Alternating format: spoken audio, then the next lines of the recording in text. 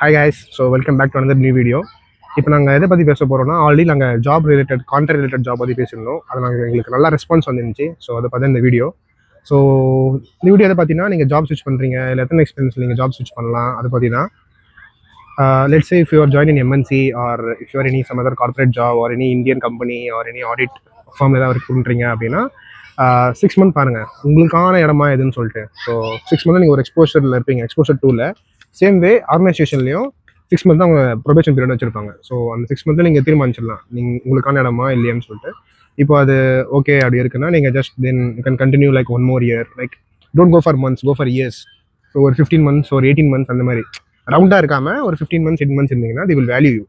அதே மாதிரி நீங்கள் நெகோஷியேட் பண்ண முடியும். ஸோ இதுக்கப்புறம் நம்ம எங்கே ஸ்விட்ச் பண்ணாலோ லைக் இப்போ லாங் டேர்மில் நம்ம இப்போ இனிமேல் வேலையை தான் செய்ய போகிறோமோ அப்படின்னு உங்களுக்கு தோணும்ல, லாங் டேர்மில் இந்த ஒர்க் தான் மச்சான் இருக்குது அப்படின்னா நீங்கள் அந்த ஒர்க்கை கண்டினியூ பண்ணோம் அப்படின்னா நீங்கள் வந்து அந்த மெயின்டைன் பண்ணணும். எப்படி நம்ம ரிப்போர்ட் கார்டில் கிரேட் மெயின்டைன் பண்ணுறோம், A கிரேட் B கிரேட் இல்லாமல் ஒரு கான்ஸ்டன்ட்டாக மெயின்டைன் பண்ணுற மாதிரி நீங்கள் இதை மெயின்டைன் பண்ணணும்.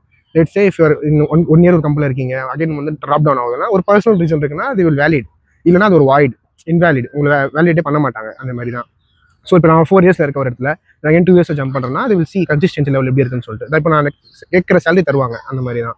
So you should negotiate your work and you can live it for